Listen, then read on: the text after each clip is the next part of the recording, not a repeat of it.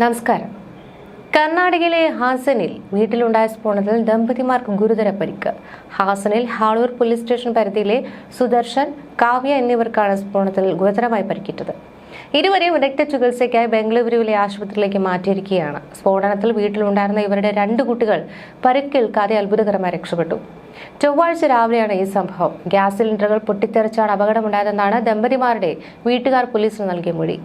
വീടിനും ചുറ്റുമതിലും ഇടയിലുള്ള സ്ഥലത്തായിരുന്നു സ്ഫോടനമുണ്ടായത്. ഇവിടെ ഗ്യാസ് സിലിണ്ടറുകൾ സൂക്ഷിച്ചിരുന്നതായും ഇത് പൊട്ടിത്തെറിച്ചതുമെന്നുമാണ് ഇത്തരത്തിൽ വീട്ടുകാർ പറയുന്നത്.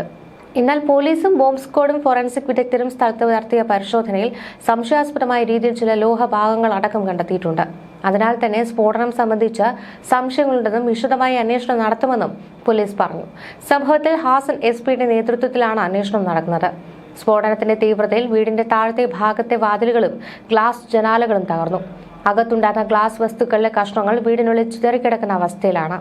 സ്ഫോടനത്തിന്റെ ശബ്ദം കേട്ട് പരിസര പ്രദേശങ്ങളിലുള്ളവർ പരിഭ്രാന്തി പരത്തുകയായിരുന്നു. പരിക്കേറ്റവരെ സഹായിക്കുവാൻ അയൽക്കാർ ഉടൻ തന്നെ സ്ഥലത്തെത്തി. പ്രാഥമിക അന്വേഷണത്തിൽ സ്ഫോടനത്തിന്റെ കാരണം ഇപ്പോഴും വ്യക്തമല്ലെന്നാണ് പറയുന്നത്.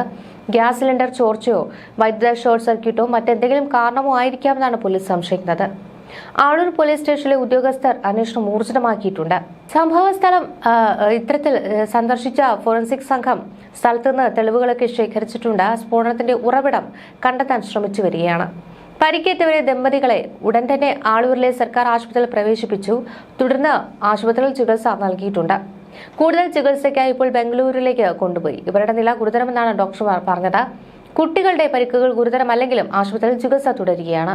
ഇത്തരം വാർത്തകളൊക്കെ വരുമ്പോൾ നമുക്കുണ്ടാകുന്ന പരിഭ്രാന്തി ചെറുതൊന്നുമല്ല. ഈ ഗ്യാസ് സിലിണ്ടർ പൊട്ടിത്തെറിച്ചുള്ള അപകടങ്ങൾ എങ്ങനെ ഒഴിവാക്കാം എന്നത് നമ്മൾ ശ്രദ്ധിക്കേണ്ട ഒരു കാര്യമാണ്. എല്ലാ വിതരണക്കാരുടെ കൈവശവും സ്പ്രിംഗ് ബാലൻസ് ഉണ്ട്. ഇതുപയോഗിച്ച് സിലിണ്ടറിന്റെ ഭാരം ഉറപ്പുവരുത്തി വേണം വാങ്ങാൻ. ബ്ലാക്കിലാണോ സിലിണ്ടർ നിറച്ചതെന്ന് അറിയാൻ ഇത് കഴിയും. അംഗീകൃത സെന്ററിൽ നിന്ന് നിറയ്ക്കാത്ത ഗ്യാസും അപകടം വരുത്തും. പുതിയ സിലിണ്ടറിൽ സീൽ ഉണ്ടോ എന്ന് നോക്കുന്നതിനേക്കാൾ ശ്രദ്ധിക്കേണ്ടത് അതിന്റെ വാൽവിൽ കറുത്ത നിറത്തിലുള്ള ഓറിംഗ് ഉണ്ടോ എന്നാണ്. ഇതില്ലാതെ സിലിണ്ടർ വാങ്ങരുത്. പച്ചയോ നിറമില്ലാത്തതോ ആയ ട്യൂബാണ് ഉപയോഗിക്കുന്നതെങ്കിൽ ഉടൻ തന്നെ മാറ്റണം. ഗ്യാസ് ലീക്കാവുന്നതിന്റെ പ്രധാന കാരണം ട്യൂബിന്റെ ഗുണനിലവാരക്കുറവാണ്. ഇന്ത്യയിൽ ഓയിൽ, ഭാരത് പെട്രോളിയം എന്നീ കമ്പനികൾ മാർക്കറ്റിൽ ഇറക്കിയിരിക്കുന്ന സുരക്ഷാ ട്യൂബാണ് നിലവിൽ മെച്ചം. ഇതിന് 3 പാളികളുണ്ട്. ഏറ്റവും ഉള്ളിൽ റബ്ബർ, നടുക്ക് കമ്പിച്ചുരുൾ, പുറമേ ടയർ കോട്ടിങ്ങുമുണ്ട്.